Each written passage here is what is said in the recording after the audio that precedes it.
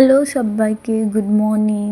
তো আবারও চলে এলাম অনেক দিন পর একটা ভিডিও নিয়ে। আর এই ভিডিওগুলো কিন্তু অনেক দিন আগেকার, যেহেতু আমার এডিট করার টাইম হতো না, তাই আর কি এডিট করাও হতো না। তো এখন আমার এডিট করার টাইম হয়েছে, তো এডিট করছি।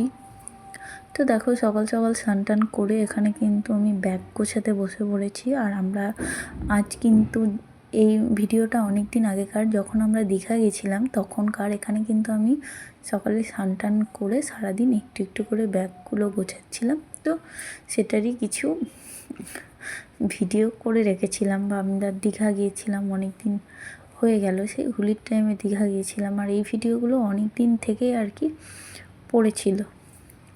তো চলো, সারাদিন কী কী করি সেটাই তোমাদের সাথে শেয়ার করি। আর ব্যাগ গোছাতে গোছাতে তোমাদের সাথে কিছু কথা শেয়ার করি। তো এখন আমি ফাইনালি ব্যাগ গোছাচ্ছি, আর ব্যাগের মধ্যে কী কী নিচ্ছি সেটাই তোমাদের সাথে শেয়ার করছি।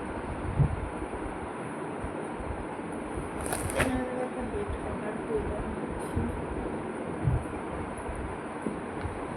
তোমাদের ঘরে কিনতে জামা।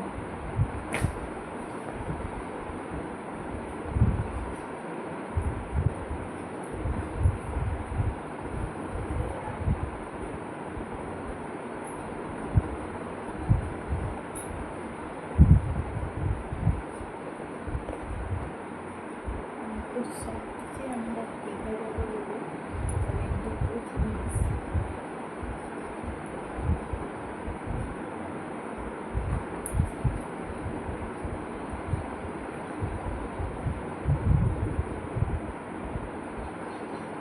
এটা তোমার দাদা ভাইয়ের,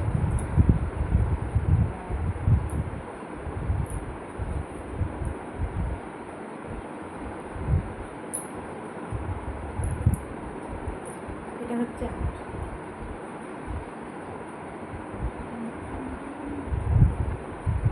আর কিছু মনে হয় না। এখানে নিয়ে হচ্ছে দুটো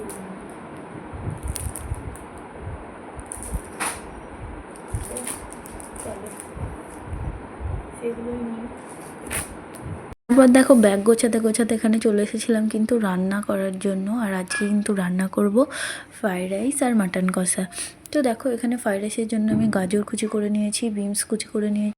আর এখানে মটন কষা করার জন্য কিন্তু এখানে আমি পেঁয়াজটাকেও কুচি করে নিয়েছি। তারপরে এটাকে আলু ভেজে নিয়েছি। আলু ভেজে নেওয়ার পরে এখানে কিন্তু আমি মশলাটাকে কষতে দিয়ে দিয়েছি। তারপর এখন কিন্তু মাংসটা রান্না প্রায় আমার কমপ্লিটের দিকে। তো হয়ে গেলে তোমাদের দাদাভাইকে খেতে দিয়ে দেবো, আর আমি নিজে খেয়ে নেবো। তারপর আর ফাইনালি আমার ব্যাগ গোছানো ওইদিকে কমপ্লিট। আর এখন বাজতে কিন্তু 6:30। তো আর টুকটাক কিছু যেগুলো পরে যাব আর কি, তো সেগুলো আর কি টুকটাক বাইরে রেখেছি তোমাদের দাদাভাইয়ের আর আমার। তো তারপর যেগুলো রেডি হওয়ার পরে ও বাকি যেগুলো আছে তো সেগুলোকেও ভিতরে নিয়ে নেবো, তারপরে চলে যাবো আর কি।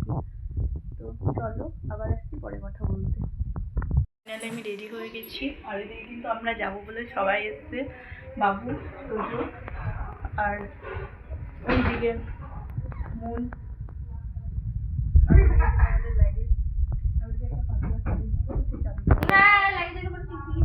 তারপর দেখো, আমরা বেরিয়ে গেছি। আর এখানে কিন্তু আমরা দাঁড়িয়ে আছি টুকটুক পাওয়ার আশায়। আর এখানে কিন্তু তোমাদের দাদাভাই যখনই বাইরে বেড়ায় তখনই কিন্তু ওর একটা না একটা কারোর সাথে দেখা হয়ে যায়। আর ও কিন্তু বক বক করে, সেটা আমার খুবই বিরক্ত লাগে। এত মানুষের সাথে কথা বলে আর কি, যে কী বলবো।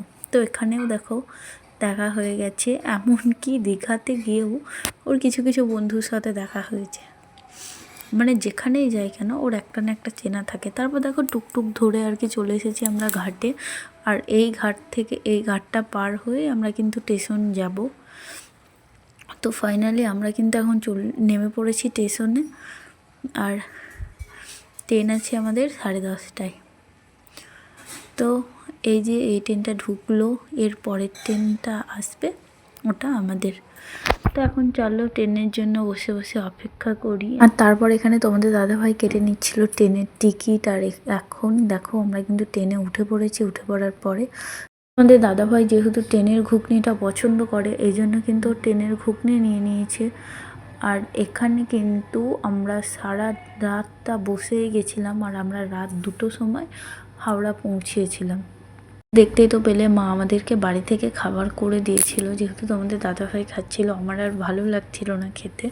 তারপর এখন কিন্তু আমরা ফাইনালি হাওড়াতে নামলাম, আর হাওড়াতে নেমে তো দেখতেই পাচ্ছ মুখ চোখের অবস্থাটা কেমন। তো তারপরে শুনছি আমাদের ট্রেন নাকি দীঘা যাওয়ার ট্রেন সকাল 10টার সময়। তো এখানে একটা দিদিভাইকে জিজ্ঞাসা করলাম, তো দিদিভাইটা আরপিএফ, তো দিদিভাইটাকে জিজ্ঞাসা করলাম, তো দিদিভাইটা আমাকে বলল যে তোমাদের যে দীঘা যাওয়ার ট্রেন ওটা সকাল 10টায় আসবে, আর ট্রেনটাতে প্রচণ্ড ভিড়, এতক্ষণ বসে না থেকে তোমরা হাওড়া থেকে বাস পেয়ে যাবে। তোমার সাথে আগে জিজ্ঞাসা করেছিল যে তোমার সাথে কে আছে, তারপর যখন তোমাদের দাদাভাইকে দেখে তখন বলে যে তোমরা হাওড়া থেকে বাস পেয়ে যাবে, বাসে চলে যাও। কিন্তু বাসের কাছে এসে তো আর এক জ্বলন, সিট পাওয়া নিয়ে একটা বিরাট ব্যাপার। আর সারা রাত ঘুম নেই, চোখের অবস্থা দেখে তো বুঝতেই পারছো। আর এখানে কিন্তু আমার প্রচণ্ড শরীরটা খারাপ করছিল, চোখ মুখ দেখে তো বুঝতেই পারছো। তো আর ভালো লাগছিল না, বারবার তোমাদের দাদাভাইকে জিজ্ঞাসা করছিলাম আর কত দূর। সেই ভোর 4:30 বাস ছেড়েছে, এখনও বাস চলেই যাচ্ছে।